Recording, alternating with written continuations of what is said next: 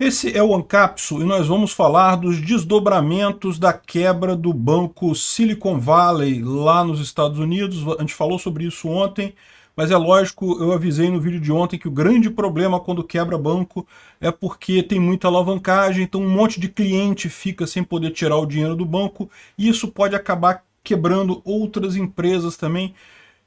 O principal aspecto disso deve vir agora na segunda-feira, mas hoje já teve um problema. Hoje o USDC já despegou. Vamos entender o que significa isso e qual que é o impacto que isso pode ter na sua vida.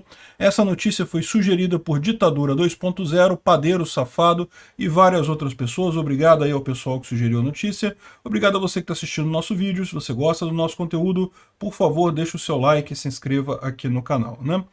Pois bem, o que é a USDC? Ela é uma das principais moedas pareadas ao dólar. Ela é uma criptomoeda emitida pela Circle, que é uma empresa de investimentos lá nos Estados Unidos, e, em tese, o valor dessa criptomoeda é sempre o mesmo do dólar. Aí você pode pensar, mas para que a pessoa vai ter uma moeda que vale o mesmo que o dólar sempre, né? E, na verdade, o que acontece? É porque para trocar dólar por criptomoedas é complicado, dá trabalho, os bancos cobram tarifa e coisa e tal. Então o pessoal que quer investir em criptomoeda, fazer day trade, esse tipo de coisa, comprar, vender, é mais fácil para eles vender a criptomoeda para o SDC, por exemplo, que é a mesma coisa que o dólar, é pareado ao dólar, e depois com aquele dólar comprar outra criptomoeda, então eles podem ficar transacionando sem precisar mexer com o dólar de verdade, porque tem toda a burocracia com isso, né?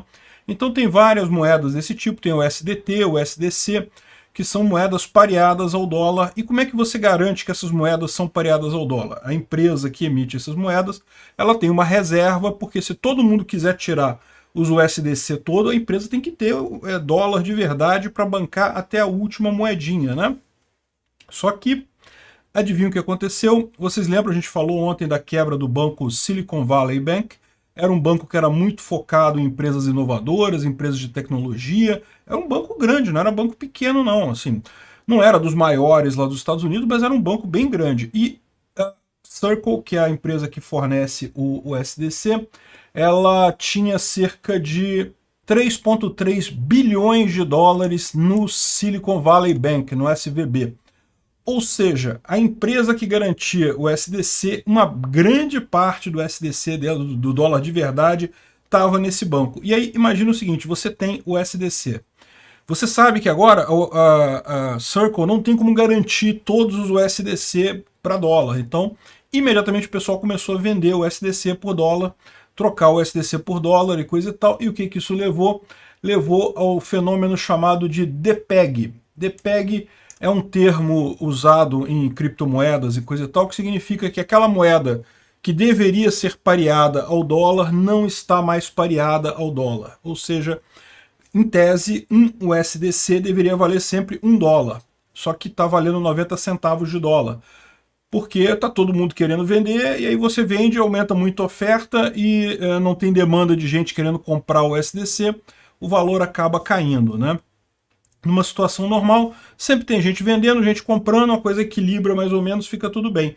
Como agora tem um monte de gente desconfiada que a USDC vai perder valor, a empresa não vai ter como bancar todos os dólares, por quê? Porque uma boa parte das reservas ficou preso lá no Silicon Valley Bank, o pessoal começou a trocar o USDC e aí você está com esse problema, né? E é um problema bastante crítico.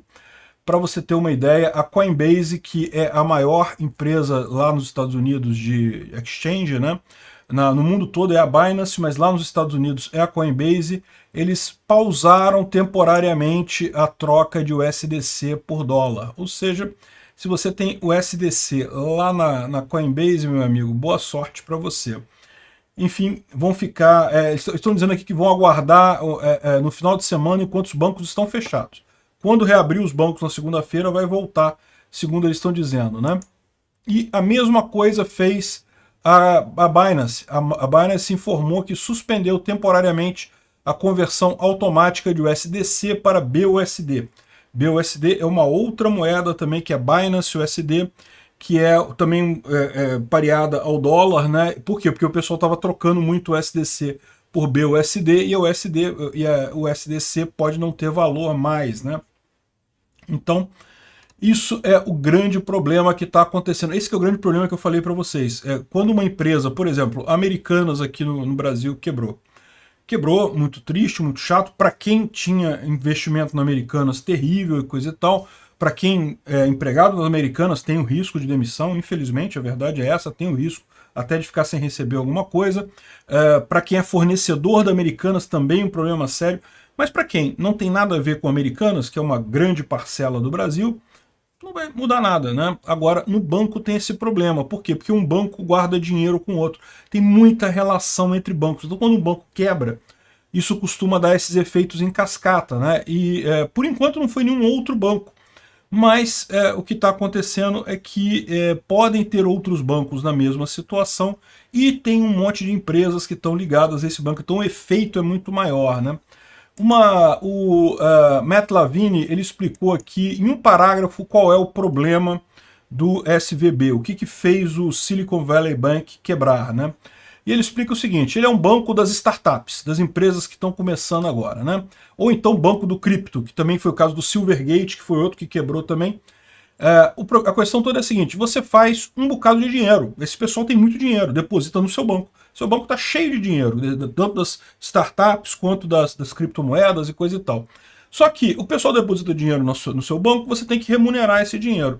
Então você pega esse dinheiro e investe em coisas de longo prazo, como por exemplo hipotecas, que pagavam 1% ao ano de taxa de juros lá nos Estados Unidos, né? Você consegue comprar muitas dessas hipotecas de imóveis e coisa e tal.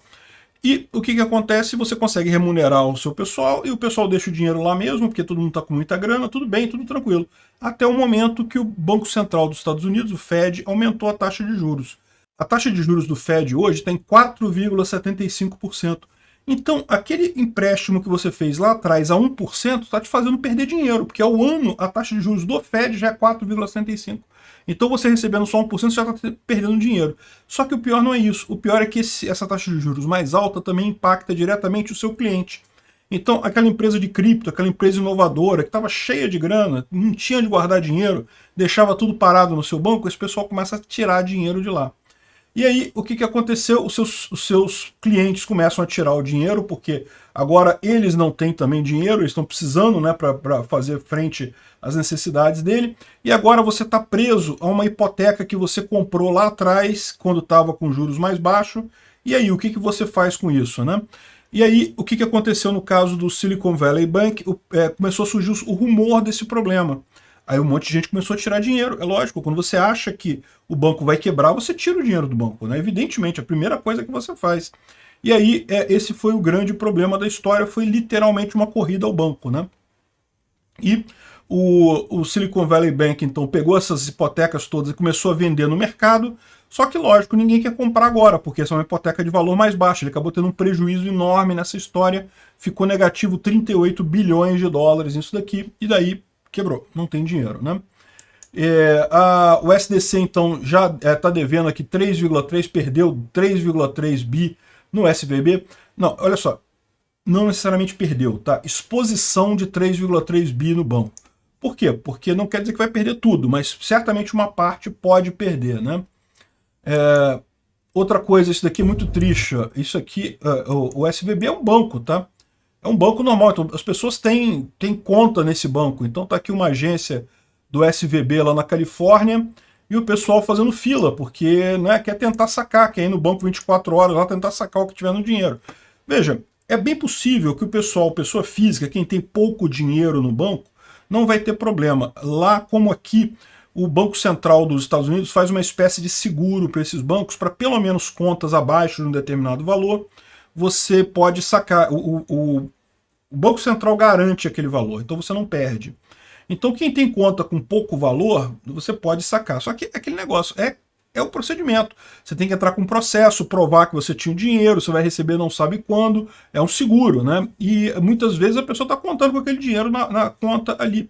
Então as pessoas vão tentar sacar o dinheiro, melhor estar com uma notinha uma em cima da outra ali nesse momento para não ter nenhuma dor de cabeça, né?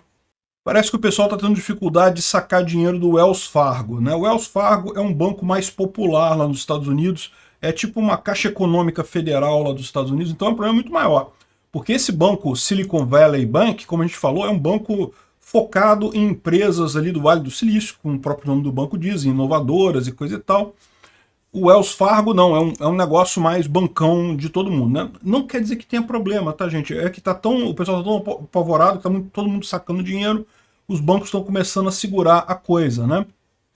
Mas é preocupante esse tipo de coisa, você ter esse tipo de problema no Wells Fargo. E o Fed, o Banco Central Americano, já marcou uma reunião de emergência segunda-feira, justamente para tentar resolver o que está acontecendo lá, tentar alguma coisa. A grande questão que surge é: o governo americano vai bancar esse prejuízo? Ele pode fazer isso. Ele pode, foi o que ele fez em 2008. Em 2008, como é que acabou a crise de 2008? O governo foi lá e botou uma grana na mão das empresas, dos bancos, para os bancos não quebrarem, né? Só que isso, o que vai acontecer? Você aumenta a quantidade de dinheiro, você imprime dinheiro para ajudar esses bancos. E aí o que começa a acontecer? Primeira coisa, as outras empresas que estão mal das pernas falam assim: e vou falar que vou quebrar também, que eu ganho dinheiro do governo, né? Eu estou aqui me apertando todo para pagar minhas dívidas, vou falar que eu quebrei, o governo me dá dinheiro. E isso funcionou em 2008, um monte de gente ganhou dinheiro na moleza nesse negócio lá em 2008, quando o governo resolveu fazer bancar esse tipo de coisa, né? E outra coisa, como isso imprime dinheiro, isso gera inflação, isso deprecia a moeda. Então, se o Banco Central americano decidir intervir, isso pode ser pior. Não dá para saber o que é pior, tá? No final das contas, a verdade é essa. Porque eu falei para vocês, o SVB quebrou. Mas o problema de banco quebrar é justamente o efeito secundário, é a contaminação de outras empresas. A gente já viu aqui, o SDC foi uma que já quebrou agora.